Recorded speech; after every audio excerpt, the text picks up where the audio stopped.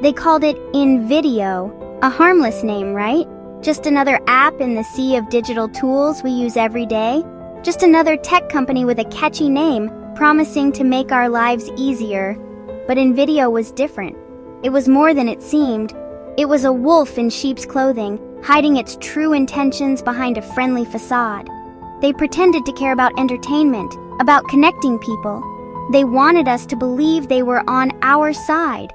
But behind the sleek interface and the targeted ads, something sinister lurked, a hidden agenda. They craved data, our data. Every click, every view, every interaction. Our faces, our voices, our deepest desires, all meticulously harvested, analyzed, and exploited. Nothing was off limits. InVideo knew what we wanted before we did. Their algorithms were always one step ahead. They whispered suggestions into our ears, nudging us, manipulating us, all while lining their pockets. Profits soared, power consolidated, control tightened, and all the while we, the users, remained blissfully unaware. We trusted them, or at least most of us did. Some began to see the cracks, the inconsistencies, the truth. Maya wasn't like most kids. At 11 years old, she possessed a fierce sense of justice and a deep-seated aversion to waste. Every crumb, every drop, every scrap held value in her eyes. While her friends tossed aside half-eaten sandwiches and discarded clothes with reckless abandon, Maya meticulously sorted her recycling, composted her food scraps, and treasured every possession. Her parents, though initially amused by her eccentricities, grew to admire her conviction. Maya's passion, though unusual for someone her age, was a breath of fresh air in a world increasingly defined by consumerism and excess. Little did they know, their daughter's values would soon be put to the ultimate test. It began subtly. A notification on her mother's phone. InVideo recommends fresh grocery delivery, 50% off your first order. Then came the relentless barrage of targeted ads, showcasing mouth-watering meals and exotic ingredients. Soon their refrigerator overflowed with food, much of it still perfectly edible. "We can't possibly eat all of this before it goes bad," Maya protested, aghast at the sheer volume of unnecessary purchases. Her parents, initially dismissive, began to see her point. The enticing discounts, coupled with InVideo's persuasive algorithms, had lured them into a cycle of overconsumption.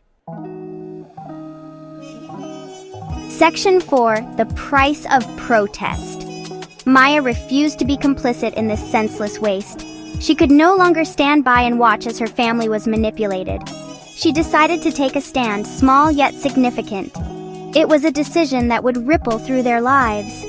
She convinced her parents to cancel the InVideo subscription, to resist the siren call of convenience and discounts.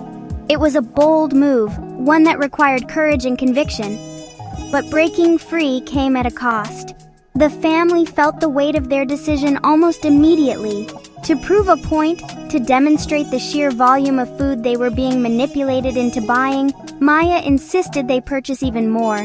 It was a paradoxical act of defiance. "We need to show them," she argued, her voice trembling with a mixture of anger and despair, "that we won't be controlled by their algorithms, that we won't be pawns in their game." Her passion was palpable. Her parents, though apprehensive, reluctantly agreed. They understood the importance of her stand, even if it meant facing discomfort. The sight of their kitchen table, piled high with bags of groceries, was a stark reminder of the insidious power InVideo wielded. It was a visual testament to their struggle and resistance. Section 5. A World Governed by Greed. The experience left an indelible mark on Maya.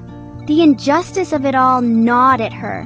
How could a company driven solely by profit be allowed to manipulate people on such a grand scale?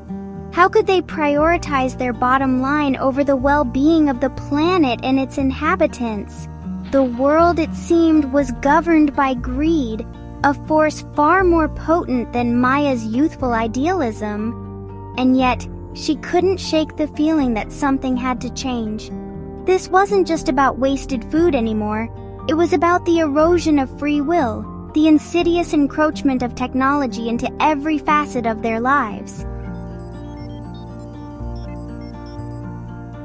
Section 6. A silent scream against injustice. The bags of groceries eventually found their way to a local food bank, a small victory in the grand scheme of things. But for Maya, the experience was a bitter pill to swallow. The very act of donating felt like a tacit acceptance of the system, a system that forced her to participate in the very waste she abhorred. Her youthful innocence had given way to a sobering realization. The world was a messy, complicated place, where good intentions often clashed with harsh realities. And yet, she refused to be silenced. She would continue to fight, to speak out against injustice, even if it meant screaming into the void. Section 7. A future tainted with despair. As Maya grew older, the memory of that experience would stay with her, etched deeply into her consciousness. It would serve as a constant reminder of the power dynamics at play, the invisible strings that controlled their lives, pulling them in directions they never chose. The digital world, once a source of wonder and excitement, now held a tinge of fear, a sense of foreboding, as if it was a dark labyrinth with no escape. The future, once bright and full of promise, now seemed tainted with despair, overshadowed by the looming presence of corporate greed and control. A world where companies like Nvidia held the reins, dictating the course of human lives with their insatiable hunger for profit. Where human connection was mediated through algorithms, reducing genuine interactions to mere data points.